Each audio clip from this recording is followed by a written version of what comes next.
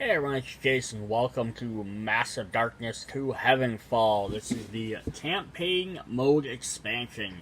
So if you own Hellscape, which is the base game for Massive Darkness 2, this is the direct add-on, which allows you to play a campaign mode. So it goes through most of the same quests, just adds into the campaign mode lets you play all the quests in order, and you level up according to it. So in a normal game, usually you're just gonna level up as you go along, gain a bunch of treasures, a bunch of levels for killing a bunch of mobs, and you can only get up to level 5. Campaign mode lets you get up to level 10, adds higher level mobs and roaming monsters for every enemy in the base game, as well as some new stuff in here. Adds extra skills for all your heroes so they can get up to level 10 skills. But each quest you do earns you less bonuses as you play through, so there's going to be a bunch of extra content. You earn less rewards during each mode, but you gain more over time. So basically, it's like, so the first quest you might not hit level, you might only hit maybe level 2, maybe level 3 if you're lucky, versus normal in a solo game you probably hit level 5 like halfway through, or near, at least by the end. But here you might only hit like 1 or 2 levels each game, and then in between each quest you go to town, you can spend loot because you don't earn as many items in the game. You have to earn them in town by spending your loot tokens versus just straight up drawing treasures. But each game you start off, you keep all your skills, you keep starting equipment, so you start off the next game more powerful. So you're not starting fresh after every match. So also you're playing the game, you get to play through all these campaigns. So you pick like map A, then you pick B or C, then you choose one of the 5, and then you do H, I, J, either I or J, then you pick one of the 5. So they're going to give you a bunch of different options to play through, so you're not always playing through the exact same thing every time. I'm not going to go through every single little rule, but there's just some extra different stuff they say you start with. So, like I said, you keep all your quests in between each things. You keep your experience. You keep experience, that way you can keep leveling up more during this stuff. But you add different treasures in at the beginning of the game. But you can reset all your stuff. So if you're playing as like the wizard or the paladin, you can rearrange your stuff in between quests. You're not, oh, that didn't work as well this time, or maybe quest 2 would be better if I did these skills. So it's definitely kind of fun there. You get to keep 7 items in between things, so you kind of dictate what you have and what you want to maybe have extra. But then when you're in the town, you can sell extra equipment and stuff. So yeah, just some of the other little changes here, just like really quick. It's like loot tokens. So when hero reveals a chamber, do not replace the loot tokens with treasure tokens. Instead, you just pick up the loot tokens, and you spend the loot tokens in town. Enemies, all mobs reward 0 treasures, and all roaming monsters reward 1 treasure token, regardless of what they say. So again, you're gonna get less treasure and items for just defeating guys in that way. You'll still pick up like their items you defeat them with, you're just not gonna gain all the extra treasures out every time. And the darkness track affects some of that. The chests work different, so you pick up treasure, you get treasure tokens instead of actually getting items from them. But then it also adds extra things like side quests, different things you can do there. And when you get to the town, you actually get to trade stuff into different areas. And by selling off items that you don't need, you gain more tokens. So like commons are worth 1, rares are worth 3, epics are worth 9, and if you get legendary, which are the new treasure types, are worth 27. And then so let's look at that town quick. So you get this town map, should be the town dashboard. Yes, you have all these different items you have on there. So you just spend these loot tokens, so there's their exchange rate. You can store items in here during the town, so if you don't have to sell everything. Hey, I really have this cool item, I don't necessarily want to get rid of it. You can just put it in town and store it, especially if it's not going to be enough to sell. Because at the end of the town phase, any tokens you have go away. But you can spend 2 at the herbalist to gain a health or mana potion. Spend 81 at an inventor,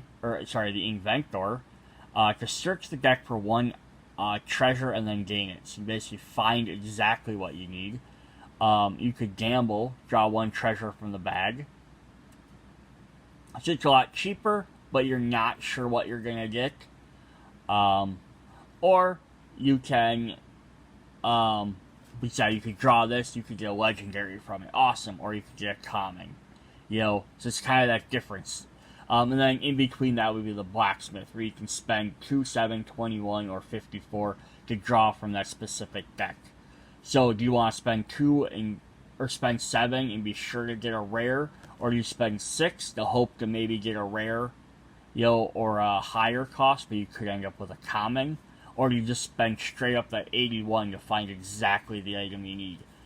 Yes, you have some different options there, which is really cool. But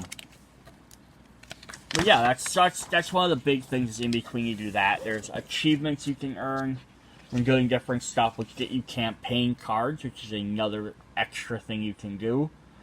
And then there's all the different quests. So then all the quests, for the most part, are the same as the base game quests. They might have little changes, like the names, the maps, the overall goals are roughly the same. They just also add side quests in here, like Nooks and Cranny. So if you complete all the chambers, you get campaign card number 8. So we'll go over them campaign cards.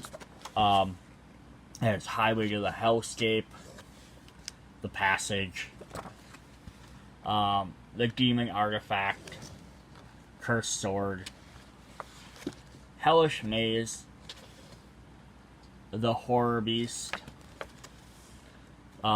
releasing Michaelis. Now this is when you just start some of the new stuff, because now you just play against Archangel Michael. So there's a bunch of different extra stuff in there. We have Soul Collector, the Soul Keys, Hello Darkness,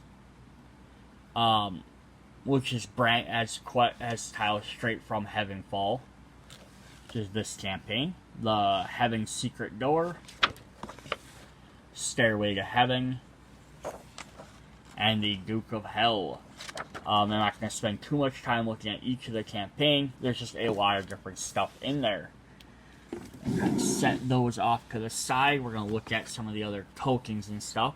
So we're going to get these upgraded dashboards. So we have our level 1 to 5. You see our stuff, max 1 HP. Mana, extra health and mana, and then we can flip them over. So now we have up through level 10, so you can upgrade your guys up to level 10 that way. We also have a bunch more tokens which are used for paying for certain abilities. You have 4 legendary treasure tokens, so you're not going to get a ton of those.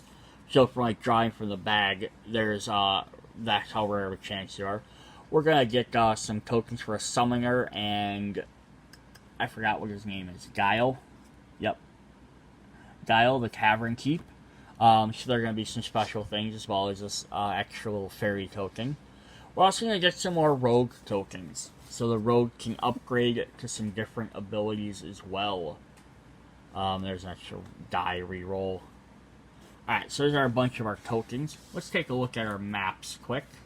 So our maps will be listed with B. So A is the base game, B is the second set. So we're going to get some statues, some flowing areas up in the sky, because we're heading up into heaven. Quarterly piano.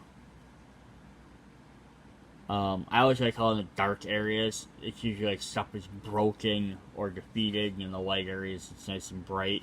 It's like here, it's like flowing spines, flowing, that stuff just is really neat.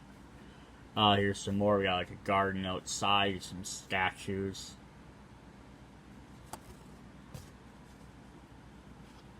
different ones there. Candles. We're gonna get like a giant forge, which is really neat. Like on the dark areas, all the stones are breaking apart where you can walk. Then we have these boss zones here. So we got this big giant pillars with this glowing ring. You can walk on the clouds. Because there's no walls anywhere. And there's like up into heaven. So there's like, of course, they're gonna combine together like that to make like this big giant like plant. Yeah, Stairway to Heaven, as it's called. So there's that one, actual stairway.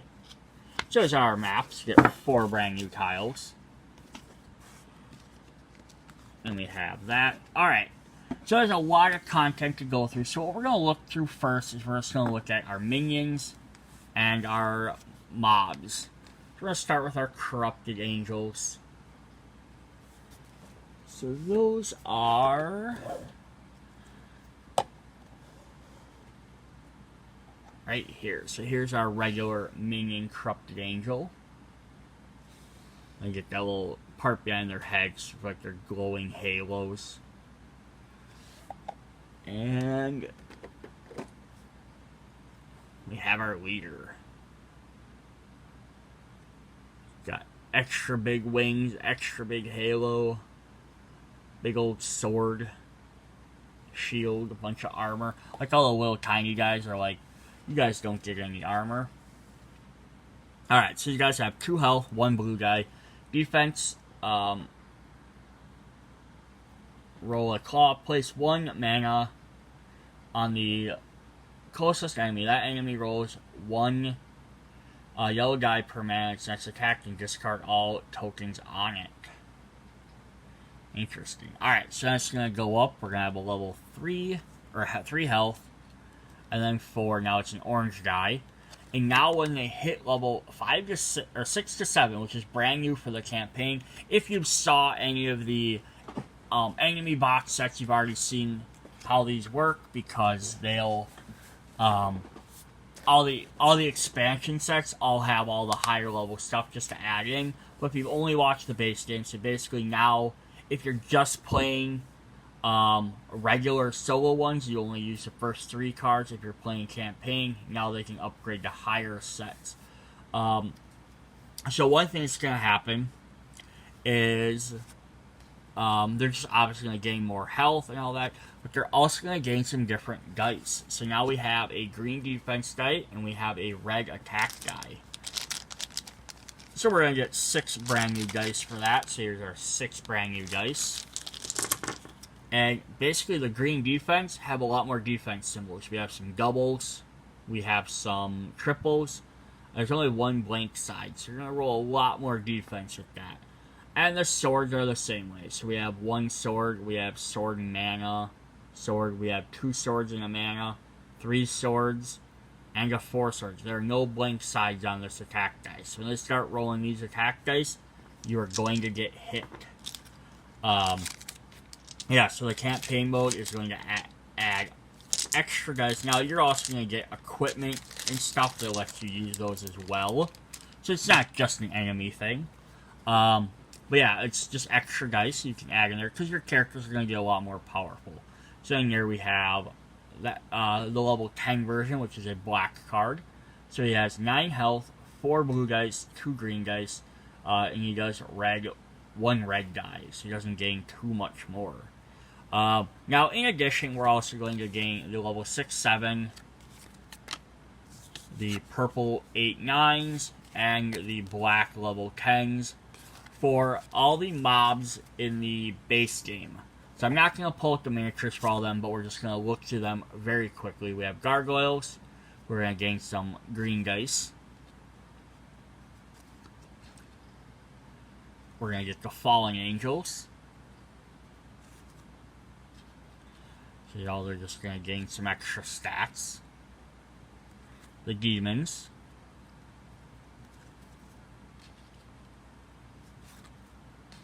Yeah, I mean, just compare these to kind of like the other angels, so they're about, you know, health-wise, about the same. We have infernal imps.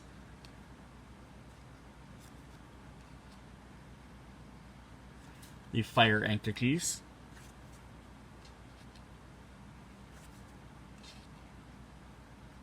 The satyrs.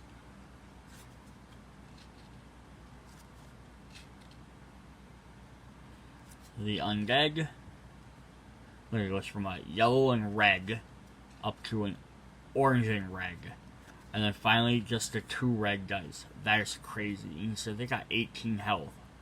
So they're definitely not someone you want to fight. And then some skeletons. Yeah, so you get extra versions of them. Again, if you bought any of the other expansions, every character already comes with all their cards. Just this is the only way to upgrade to the newer ones. Alright, then we are going to look at our roaming monsters. So we're going to start with Archangel Raphael. So here's this big guy here. He's got the face shield, a lot of armor, big old wings. You got the javelin or spear, which I love. Plus they have all their big flowing cloaks everywhere.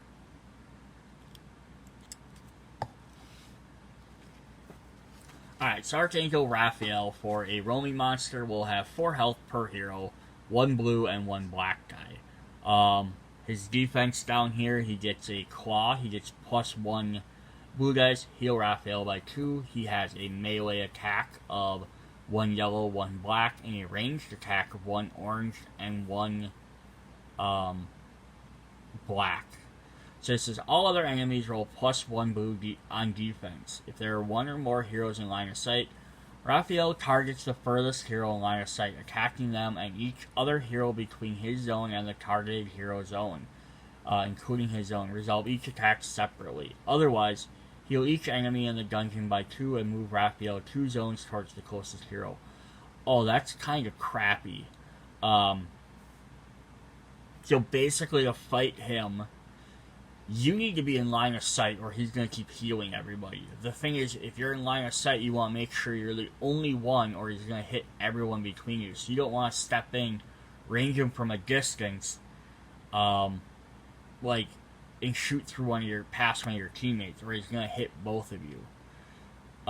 It's definitely a cool way to play him, but yeah, that's crazy. Alright, so many upgrades. He's going to gain, his dice are going to change up to oranges. He also heals by 3 on both of his cards. 7 health, and then he's going to go up. Now he heals by 4 in there. Now when we get to the campaign ones, he's going to add these green dice instead.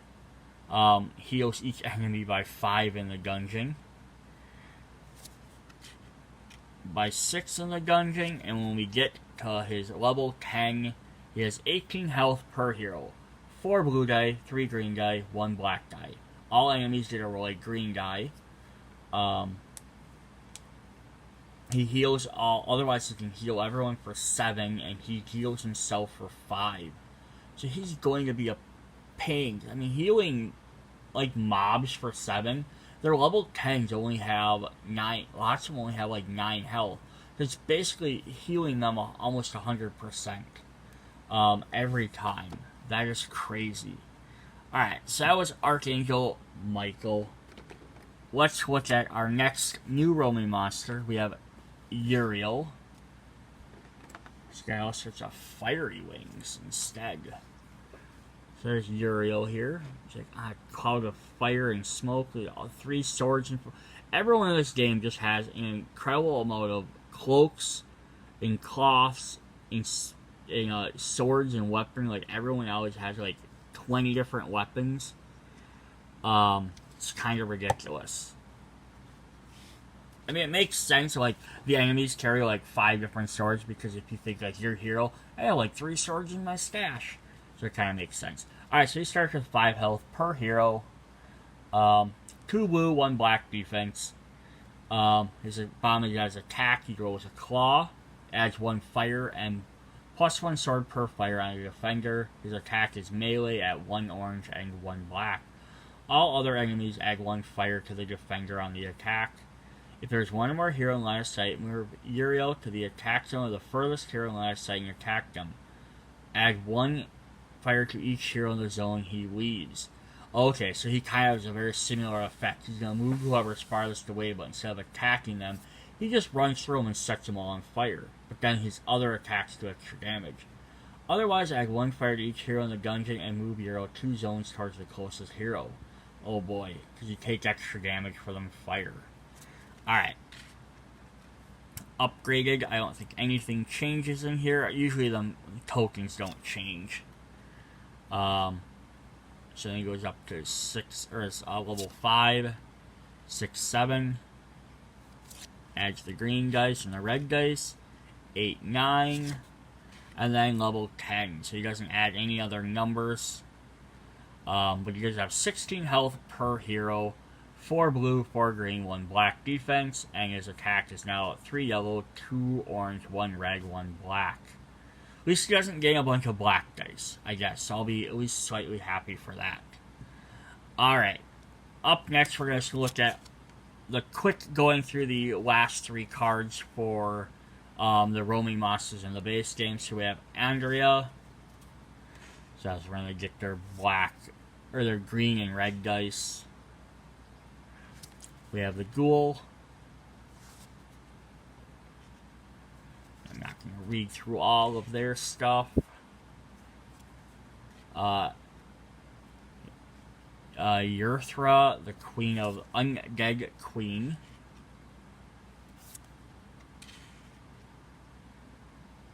And we have Linden, the Incubus Lord, is our final one.